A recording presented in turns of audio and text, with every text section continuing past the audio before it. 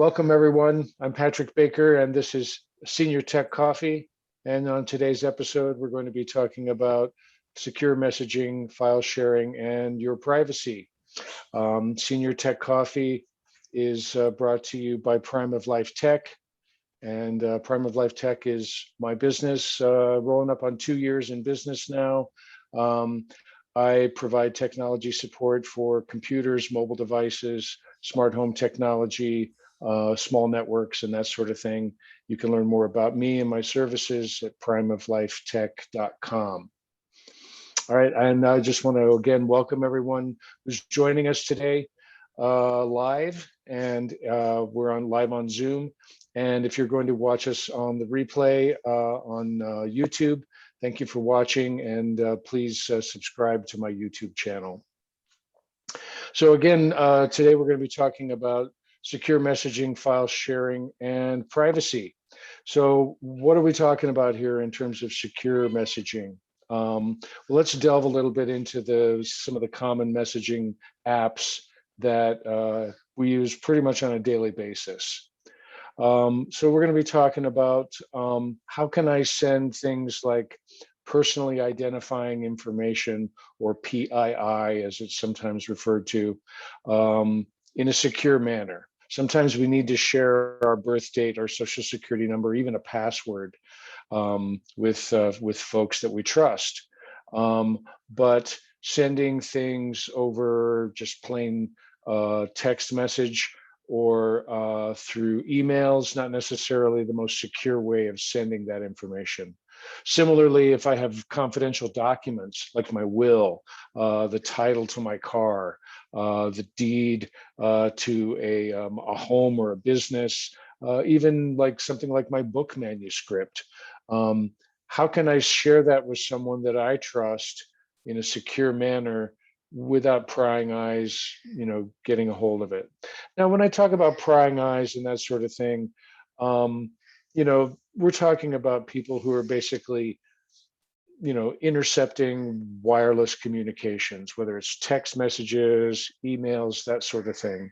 When those types of communications are, open to the world, as it were, and if you don't have the right software to protect your communications, then you're potentially susceptible to having that intercepted by someone who's doing that kind of thing. How often does that kind of thing happen? Hard to say, right? But you hear about people's information getting compromised all the time. So these are just some methods that we can use to keep our information safe, to maintain our privacy, and to prevent identity theft. So let's talk a bit about secure messaging. First off, we're essentially talking about two different worlds, as it were, in terms of wireless communications. And when I say wireless communications and messaging, I'm talking about essentially texting, and I'm talking about using your iPhone or your Android phone. Now, if you're using not a smartphone, that's kind of outside the scope of this discussion. Those types of messages are not secure in any manner. There's no encryption involved in text messaging on like your flip phone that you had in 2003. So when we're talking about things, text messaging and messaging in general on the iPhone and the iPad, we're talking about using the iMessage app. Okay, so that's the text messaging app that you have available on your iPhone or your iPad. It's the one where when you see another person who also is using this same app typing a reply to your message, that's where you see the little bubble pop up and the little animated dots indicating that someone's typing a message. So that's actually kind of part of this whole discussion, is the fact that in that example that I just used, you're communicating with another iMessage user. So when you send messages to another iMessage user, those are secure messages. There is encryption involved in that communication handshake between the two devices, And unless you were able to somehow break through that encryption from the outside, it's a secure communication. So you could send a password. You could send your birth date, your birth date, your social security number combination. Those are like, the birth date, driver's license, and social security number are like the holy trinity of your personal information in terms of someone opening accounts in your name, that sort of thing. So that's the kind of stuff that we're trying to keep locked down and only share with people that we trust in a secure manner. Excuse me. So one thing to keep in mind, though, is that if you're in a group text situation, and if one or more person in your iMessage, group texting situation happens to be an Android user, well, there is no iMessage for Android. So the Android phone is going to be the weak link in that chain, is from a security perspective. So that's not secure on an Android device when we've got one of those in the mix in an iPhone group or iMessage group texting type situation. Anyhow, so moving on, if any questions, just feel free to speak up. I think I skipped a slide. Let me go back one. Yeah. Let's talk about the Android world for a minute. Now, there's lots of different flavors of Android. There is the more or less what is referred to as stock Android, and that's the Android that often comes with Google devices and certain other makes and models of smartphones. But generally speaking, there's like the Samsung world and the Google world, generally speaking. There are other devices, I realize that, and they actually have their own names, other versions of Android that are out there that other device makers use. But in terms of the Google universe, which is what I'm going to speak to today, Google Messages rather is the text messaging app for the Google flavor of Android. So if you're sending messages to other Google Messages users, you have a secure communication in the similar way that you do with iMessage. Something to keep in mind is that you can take the Google Messages app and you can install that on your Samsung device or on your OnePlus Android phone, and you can make that your text messaging app, your default text messaging app. So that's an option that you have with these, with that particular messaging app. Now, likewise, kind of in reverse with the iPhone world, if you're in a group texting situation, you're sending messages to other Google Messages users, and there's an iPhone in the mix with the group text, that's not going to be a secure communication to the iPhone person. So there's not really a handshake, as it were, between these different messaging apps across the smartphone universe, as it were. So I keep talking about secure communications, and throwing around this word encryption. So let's just speak for a moment to what is encryption. Encryption is really the process in cryptography where you're encoding the information that you're communicating, in this case, a text message, so that it's only readable when the recipient has the ability to decode that information back into a readable format. So in other words, if we were to be able to visualize or examine the information as it's being transmitted wirelessly from one device to another, it's going to be this mixture of information, ones and zeros and that kind of stuff, in a manner that we can't read anyway. But even computing devices that can read it, they would not be able to without the ability to decode that information. So what happens if you're in a situation where you're trying to transmit this secure information like your social security number, birth date, driver's license combo, or anything that you wouldn't want the public to see, basically? How do you send secure messages? Well, that's where we start using different apps that have encryption built in as sort of like part of the framework of the app itself, the messaging app.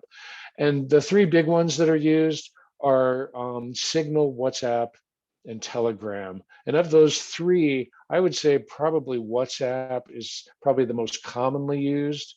WhatsApp is a messaging for platform. It's more than just text messages. I mean, there's other layers to it in terms of what it's capable of doing, including video, I believe, as well as voice calls. But it's also probably the most popular app that's used in kind of the international scene in terms of being able to communicate around the world with other people around the world, without paying toll calls. So, so in addition to being able to send encrypted messages, you can use these other ways of communicating with WhatsApp. Signal is also one where you can, in this case, it's pretty much streamlined to just text, secure text messaging. And on Telegram, I believe, is the one that has the ability to have like the Mission Impossible self-destructing message. So you can basically set a time frame for how long that message will be in existence before it self-destructs. You don't get the smoking tape and that kind of thing like in the movies or the TV show, but that's okay. Anyhow, but in terms of some best practices with secure messaging or just sending sensitive information, generally speaking, I would definitely use either one of the secure messaging apps that we've already talked about. Whether you're in the Android world or the Apple world, as long as you're communicating with someone who's using the same app as you in the Android or the Apple world, you're fine from a secure communication standpoint.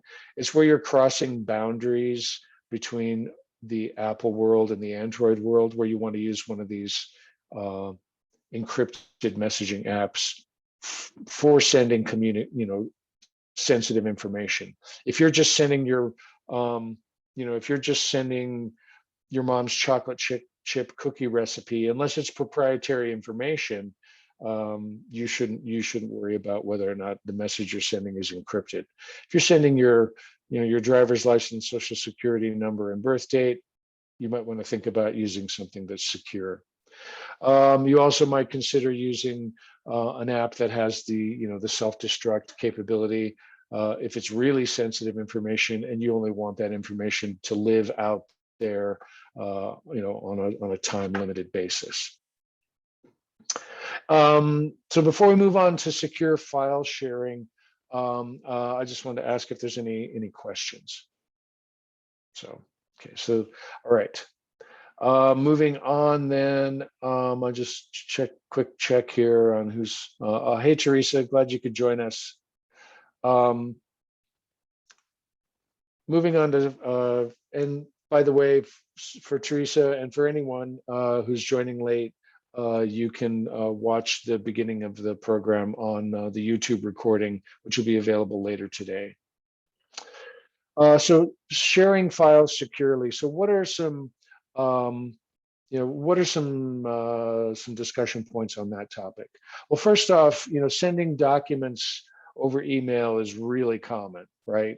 I have attachments in my inbox probably every other message, maybe not that frequently, but it's, I get emails with attachments on a daily basis, put it that way. Sending documentation through email or over text messages are are definitely the least secure options available for sending confidential files. Now, when I say confidential files, anything that has information that is personally identifying, that could be used in an identity theft situation. So, the holy trinity of driver's license, social security number, and birth date. But even things like, your birth certificate. Maybe you've got information that you need to send to your attorney that's in digital form. You need to find a secure way to share that information. Most commonly used email platforms like Gmail, Outlook, Outlook.com, the stuff that's available by these larger tech companies like Microsoft and Google. They're not encrypted email communications. So that's just something to consider. So how do you share confidential, sensitive, proprietary documentation? That's really the question.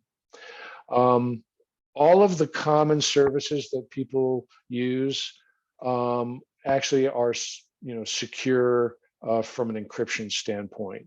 So Dropbox, OneDrive, Google Drive, iCloud, free or paid editions are all encrypted.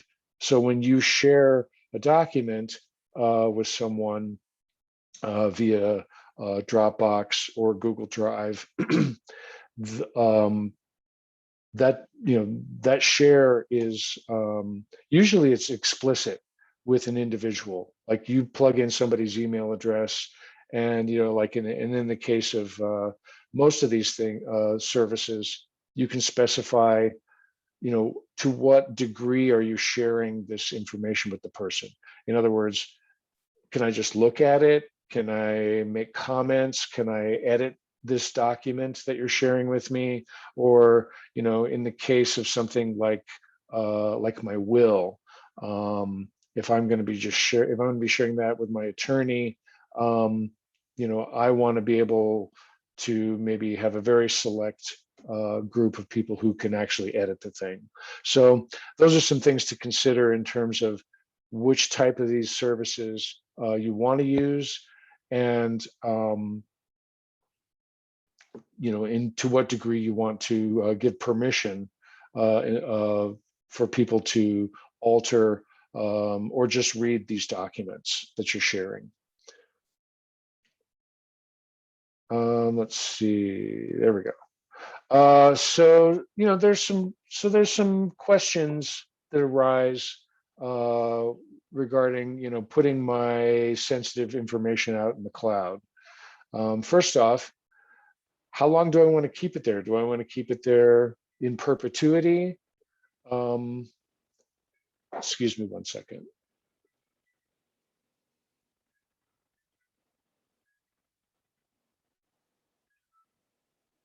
All right, I apologize. So how secure is the cloud storage where I'm putting my documentation, where I'm putting my sensitive documents? You hear about breaches all the time, and that's one of the reasons that people can sometimes be skeptical or even skittish about putting their documentation up in the cloud. So you've got some choices here. First off, one of the main things to consider is that as far as breaches are concerned, one of the main problems with breaches is the fact that people use, bad actors, hackers, if you will, use methods known as social engineering, essentially manipulating people into giving away their login credentials, or buying gift cards and that sort of thing. Basically scamming people into either giving away something that's worth something, or giving away access to things that are worth something, like bank accounts or those kinds of things. So Really your first line of defense is having an awareness of the fact that there are, predatory practices in place out there designed to try to separate you from your sensitive information and from your money. And you just need to be really cautious when it comes to scams. If you didn't initiate it, if you didn't ask for, a service or a product, then it's probably a scam. If you didn't begin a transaction, it's probably a scam. But back to the storage thing. What are my choices? If I want to be able to put my stuff out there for someone to share it, if I want to be able to have my information backed up, I've got cloud storage and I've got self-storage. Those are my choices. So what does all that look like? Well, with cloud storage, especially where confidential files and information is concerned, I suggest that if you're going to put it out in the cloud, put it out on a temporary basis, only as long as you actually need it. You can remove sharing permissions as required, even if you have, a document sitting out there in the cloud somewhere, Google Drive, iCloud, whatever, and you've shared it with a particular individual or a group of individuals, you can remove those sharing permissions at a later date when they no longer need access to that documentation. And then, depending on the service that you're working with, like Google Drive, for example, you can remove the ability for someone to download the document. They can only look at it, on the online copy, and that's it. They can't actually download their own copy. So if you have proprietary information, for example, or information like your will that you don't want someone to have a copy of, that's the kind of thing you can deny the ability to download. Self-storage, in other words, keeping your own copies of things, whether it's on your computer's hard drive, an external hard drive, a USB or a thumb drive, whatever the case. You have lots of options out there. Storage, solid state drives, where there's no moving parts inside. Those are becoming less expensive over time. The main thing with self-storage, though, is having redundancy. In other words, if I have a folder that contains the documents, that I call it my private stuff, right? And that's sitting on my computer, okay? Or maybe it's sitting on my iPad, okay? And I'm not backing anything up to the cloud. Well, if my private stuff is accidentally deleted, I fat finger it and I accidentally delete it, and then I empty the trash in my computer, and that was my only copy. Well, I'm kind of screwed there in terms of that information. So redundancy, having a backup copy in some form, whether you're using Apple's Time Machine, whether you're using a service like Carbonite, or you're using something like iCloud, or you're using Google Drive to back up. I realize we're trying to steer away from the cloud in this example. You need to have redundancy. So whether it's an external hard drive or a network attached storage device that has multiple hard drives in it, and where you've got serious redundancy going on, but you're talking about a pretty significant investment for that kind of thing. So, you can have your most sensitive stuff, you could have on a thumb drive that you put in a safe deposit box, or in your brother's, fireproof safe as an offsite backup. And then you also need to have a documented system in either case. how do you find my most sensitive documents? If I'm incapacitated, or in worst case, I'm dead, how does my survivors get to my digital documents that are important? Where do they find that stuff? So that's kind of the estate planning sort of dimension to your information, your digital world. So I think it's important that you provide your survivors with a map to your digital world, so they know where to find your stuff. Anyhow, that's pretty much the gist of my talk on these items, the messaging apps and the online services for securely transmitting documents. Here's my contact information if you have questions, or if you need some help getting all this stuff sorted out. You have so many options out there, and I want to help you find something that is the best fit for you. Anyhow, I'm going to stop sharing here.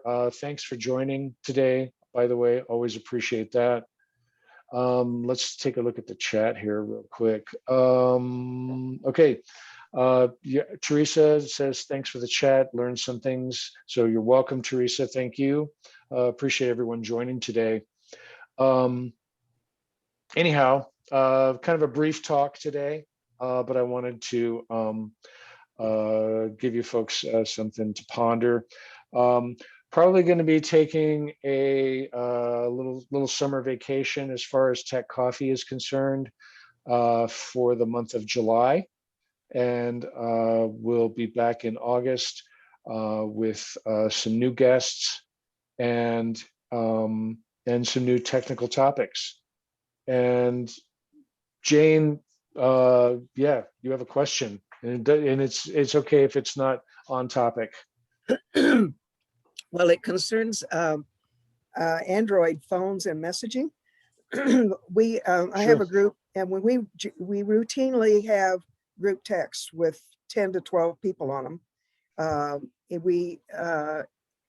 One of my Android users cannot reply to the group text if there are more than, I think, 10 people on it. I have another Android user that has no problem at all. And I don't know if they're the same variety of Android. I don't know that much about what their devices are, but I just wondered if you have any kind of explanation for that. The one who can't reply, will send me a private message and I'll post it on the group text, but it's just strange. And he's tried everything he can think of to, do his settings and update his software and everything else. Just wondered if you'd ever heard of such a thing. No, I have not actually. I mean, as long as you're positive that it's not user error, in terms of, not choosing reply all versus just reply, then, because I haven't really heard of a messaging app that won't let you reply to a group text that includes everyone in the group. In fact, you have to work at, you actually have to work at that with some apps to not reply to the group. You have to kind of just start a whole new thread. Without knowing more information, I would have to say it would be good to know, what kind of device is it, what version of Android is it, and what is the messaging app. And as I mentioned before, that Google Messages app that can be downloaded and installed as your default messaging app. There may be a limitation in terms of the age of the Android device that you can install it on. But they just recently announced that they have end-to-end encryption now with that Google Messages app.